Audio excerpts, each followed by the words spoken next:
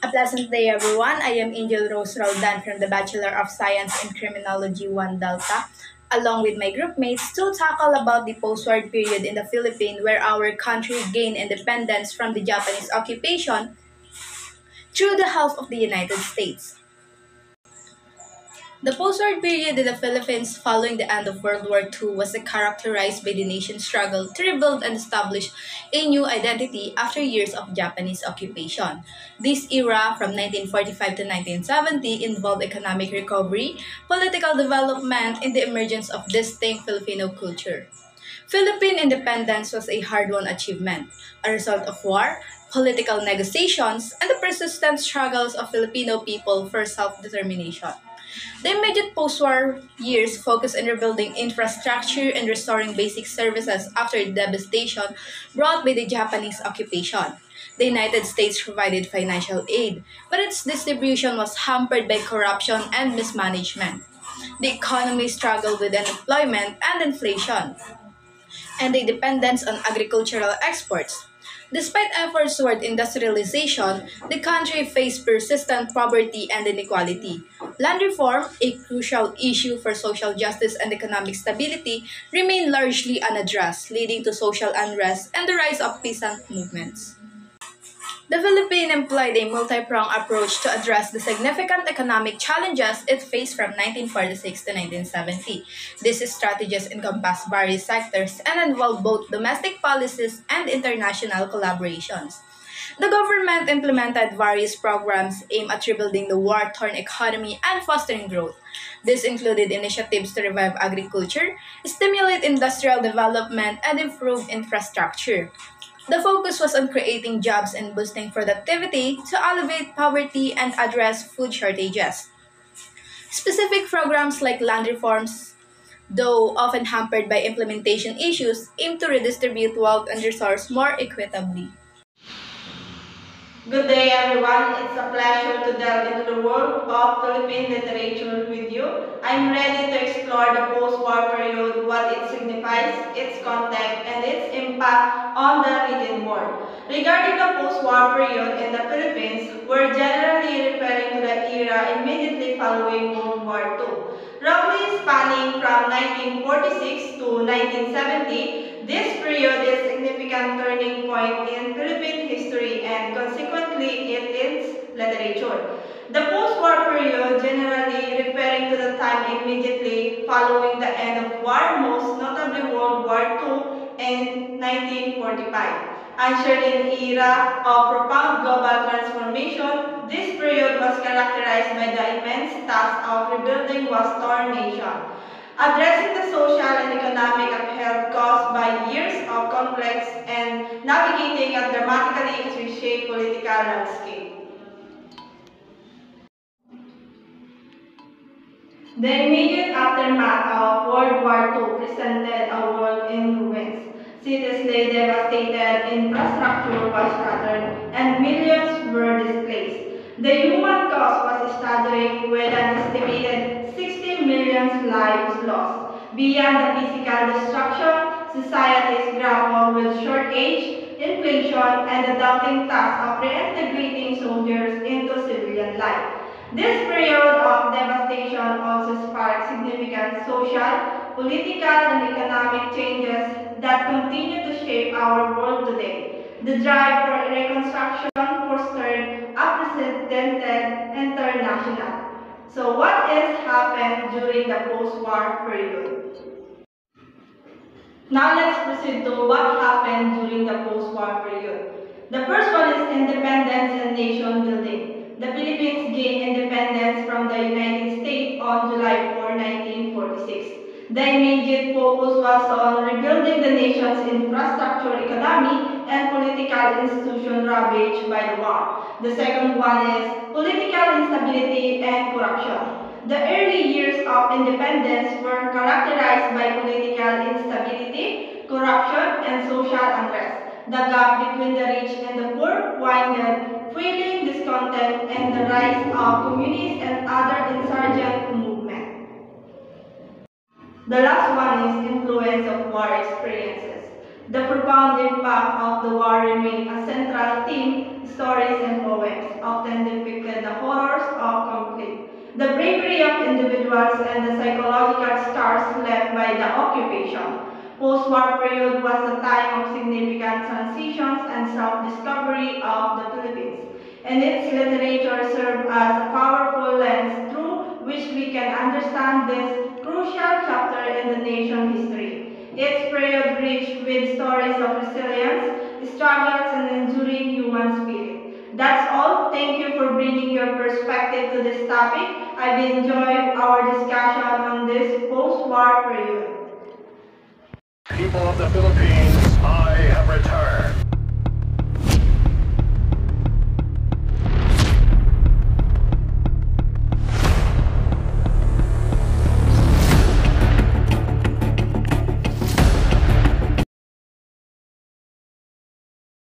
For next lesson is the social issues that facing during post-war period associated with the limited opportunities and gender inequality. Also, during the post-war period, especially after World War II, several sources issues emerged or intensified, including the following. First is limited opportunities, employment displacement, many soldiers returning from war-reclaimed jobs, pushing women and minorities out of wartime position.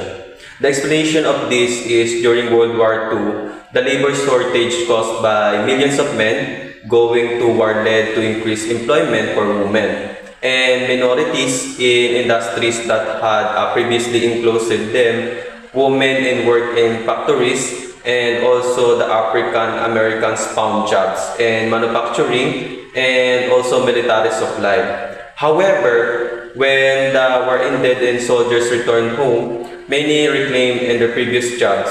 As a result, women and minorities were pushed out of these positions. Often with a little recognition of compensation, this displacement is highlighted the fragility of the wartime progress made. Also toward workplace in inclusion. Secondly, it is the economic inequality. Economic growth was uneven. Working-class families, especially in urban and rural areas, had limited access to prosperity. And the explanation of this is although the post-war era brought a booming economy and rising consumerism, the benefits were not evenly distributed. The American dream was more accessible to white and middle-class families, especially those living in suburban areas. In contrast, working-class families in inner cities or rural areas struggled with low wages, or limited access to housing, healthcare, and upward mobility. Racial minorities, particularly African and American, were often excluded from federal housing programs and loans due to discriminatory practices like redeeming. Next one is the educational barriers. Access to higher education was often restricted by race, gender, or class despite programs like the GI Bill. And the explanation of this is the GI Bill passed in 1944 provided returning veterans with the benefits that included tuition support and low-interest home loans, while the GI Bill helped millions attend college and buy homes. These benefits were not equitably distributed. Racial discrimination in college and housing markets meant that many black veterans could not take full advantage of the GI Bill. Additionally, societal norms and institutional biases continued to restrict higher education access based on gender and class. Women were less likely to encourage us to pursue higher education, and low-income families lacked the resources to force academic advancement. Next is the gender inequality.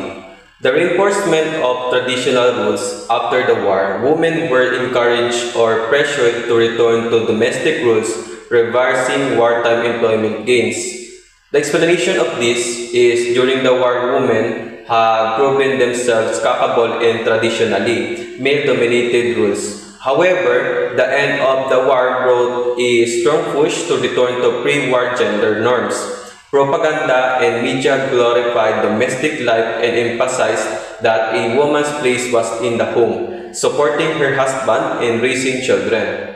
This societal shift discouraged women from remaining in the workforce and devalued their contribution in during the war. The idealized image of the 1950s housewife became a standard limiting women's rules and aspirations.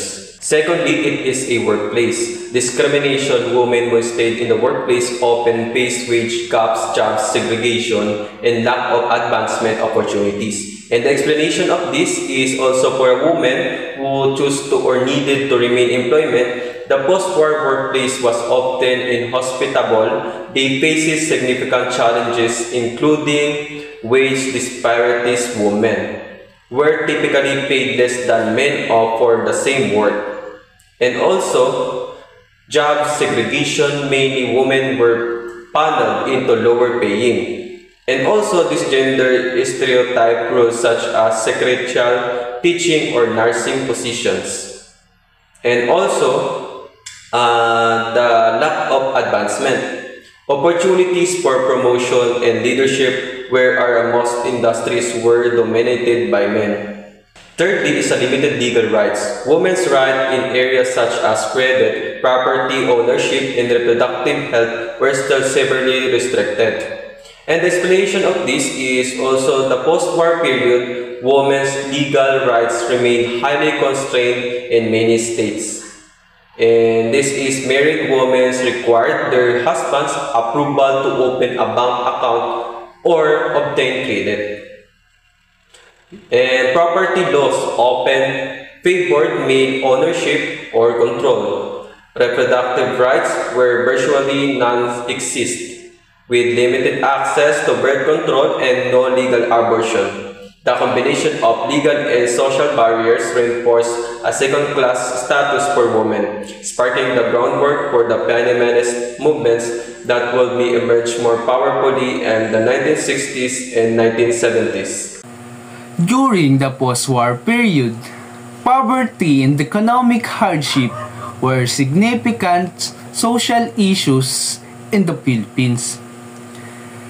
Due to widespread destruction, limited economic aid, and slow recovery effort, many Filipinos struggle with unemployment, poverty, and limited access to resources, leading to social unrest and increased inequality. Destruction and loss is damage to infrastructure, homes, and livelihoods due to war. Limited economic. This is aid and patient financial support for recovery and rebuilding. Unemployment and inequality is lack of job opportunities and uneven distribution of resources, leading to poverty and social disparities. Let's talk about political marginalization. Political marginalization refers to the exclusion or underrepresentation of certain groups or individuals from political power, decision-making process, and access to resources. Issues relate to political marginalization include the first one is lack of representation.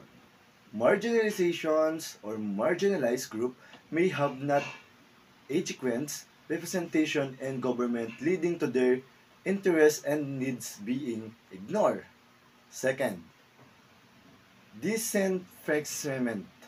Certain group may be denied the right to vote or participate in the political process. And number three,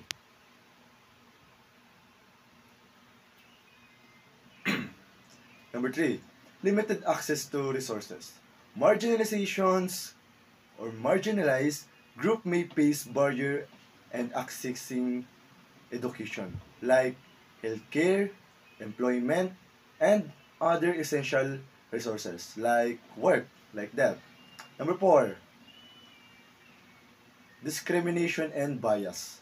Discrimination and bias, systemic discrimination and can be perpetuates marginalization, limited opportunities and rights, like discrimination and bias, discrimination about people and bias about the government, like that. Number 5, inequitable distribution. Inequitable distribution of power imbalance can lead to marginalized group being excluded from decision-making process. Like inequitable distribution, like pabibigay ng real goods, like that. And number 6, social exclusion. Social exclusion, marginalized group may face social exclusion, significant and marginalization, further stretching their political marginalization.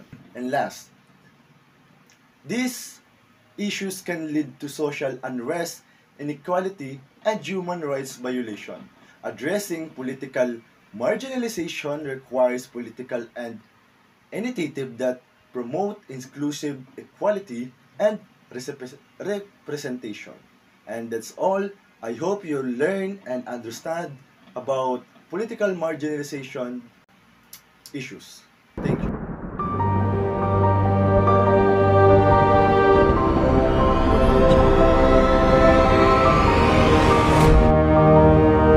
Good day everyone, I am Jerosel Lori from Bachelor of Science in Criminology, 1D. And V.M. Gonzales or Nicolas Pinoya Medrano Gonzales was a renowned Filipino novelist, short story writer, essayist, poet, and teacher, born on September 8, 1915, in Romblon, Philippines. He was conferred as the National Artist of the Philippines for Literature in 1997. Gonzales' writings distinctively captured the Filipino life and experience, exploring themes of identity, culture, and social commentary. Notable works like The Winds of April in 1941, a semi-autobiographical novel about self-discovery and romance set in the Philippines during the Commonwealth era. It's about a young man's journey of growing up and discovering himself in the Philippines during the 1930s.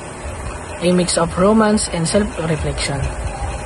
The second one is A Season of Grace in 1956. Explores the Filipino experience in identity. It is about follows a poor couple surviving in Mindoro during tough times. It shows provincial life and the importance of Filipino culture and identity. The third one is The Bamboo Dancers in 1988. Critiques the powerful elite in the Philippines, highlighting oppression and exploitation of the poor. A Filipino scholar in America reflects on his homeland, shows social classes, corruption, and social problems in the Philippines. The short story collection of Gonzales. The first one is Children of the Ash, covered Loam and Other Stories in 1954. Stories about rural life and struggles of the Filipino people. It is about a story about the hardships and lives of people on the farm, focusing on the struggle and resilience of Filipino. The second one is the Birth of the Salt and the Other Stories in 1993. A collection of stories that showcase Gonzales' mastery of the short story form. It's about collections of stories about love, dreams, and growing up. Highlighted a boy who is gradually understanding the reality of life. The last one is Grammar of Dreams and Other Stories in 1997. Explores themes of identity, culture, and social commentary. It's about stories about identity and Filipino culture. There is a mixture of dreams, reality, and social issues. Stepan Jabalana in 1818 to 1977, and also known as Esteban Jabalana, was significant Filipino novelist and short story writer wrote in English. He is most notable as the author of the best-selling war novel Without Seeing the Dawn, published in 1947 in the United States and Manila. This is his only novel. These sections portrays the peaceful and simple life of the Barrio people before the war, and it depicts their tradition, relationships, and daily routines. Night. This part of vividly describes the grim experience of the villager during the war, including the resistance movement against the Japanese forces. It explores themes of survival, loss, love, and in the impact of conflict on ordinary lives. Without Seeing the Dawn, the only novel by Esteban Jabalana, takes its title from Ilya's poignant line in Jose Rizal's Noli Me Tangere. I died without seeing the dawn brighten over my native land, underscoring themes of sacrifice and the yearning for freedom. Jabalana's works is celebrated for its authentic depiction of Filipino rural life and its powerful portrayal of the impact on ordinary individuals.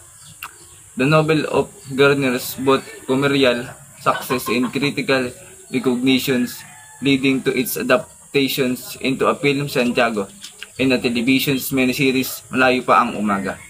Although Without Seeing the Dawn is his sole novel, Jabalana also penned several short stories, including Two Tickets to Manila, The Sin of Father Anselmo, Sleeping Tablets, The Fifth Man, the Tree of Peace, and Transition. Published in the Manila Times magazine during 1950s, which likely explores similar aspects of Filipino life. That's Macario Pineda, a prominent Filipino writer. Macario Pineda, April 10, 1912, August 2, 1950, was a highly influential Filipino writer, primarily known for his contribution to Tagalog literature. While he initially wrote in English, publishing work in magazines like Graphic, his Tagalog writings garnered greater recognition, early life, and education. Pineda was born in Malolos, Bulacan, to Pilisad de Guzman and Nicanor Pineda, a renowned balagtasan, poetic debate participant. He completed his secondary education at Bulacan High School, excelling in both writing and basketball. He held various jobs, including municipal clerk and treasurer in different towns. His literary career and style. Pineda's writing career spanned several decades. His short story, characterized by meticulous characterization and skillful storytelling, appeared in various prominent Tagalog magazines such as Liwayway, Malayab, Bulaklak, Ilang-Ilang, Daigdig, and Sinagtala. His work often showcase a deep understanding of Filipino culture, idioms, and traditions, and frequently appeared in prestigious anthologies. He also authored several novels, some serialized in magazine and other published as book. His novels often explored themes of love, family, and the complicities of life in rural Philippines. Notable works.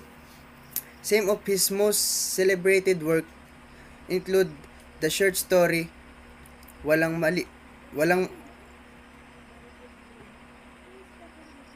Maliw ang Mga Bituin, The Stars Will Not Fade, and Suyuan sa Tubigan, Courtship at the Water Edge, and novels such as Halina sa Ating Bukas, Welcome to Our Future, and Ginto sa Makiling, The Gold in Makiling, and ₱1 million, ₱1 million in 2016, a collection of short stories translated into English Love into Rice Fields and Other Short Stories was published. Legacy.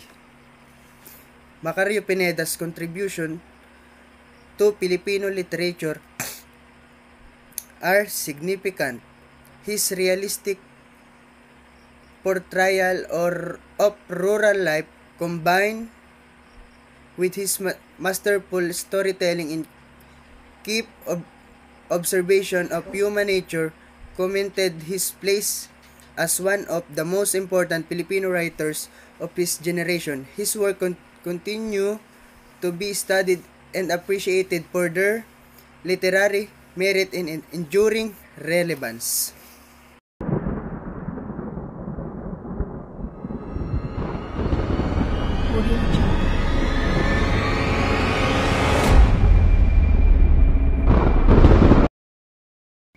During the post-war period, particularly after World War II, literature around the world, including in the Philippines and other parts of Asia, reflected significant changes in society, politics, and individual consciousness. Here are the key themes of literature during the post-war period. Number 1. Disillusionment and loss. Meaning, reflecting the horror and trauma of war. Many literary works express a deep sense of loss, hopeless, and broken ideas. Second is nationalism and identity, meaning informally colonized nation literature explores them of national identity, freedom, and culture fight as people sought to rebuild their nations. Number 3. Survival and reconstruction,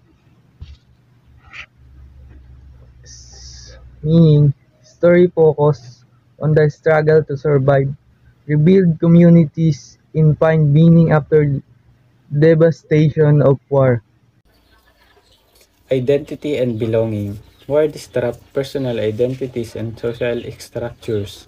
Soldiers confront dissonance between their wartime experience and their pre-war self, often struggling to reconcile their action and moral ambiguities.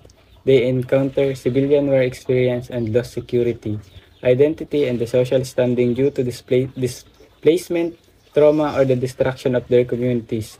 The search for a new sense of identity and belonging become the central theme, reflecting and effort rebuilding lives and communities after the devastation of war.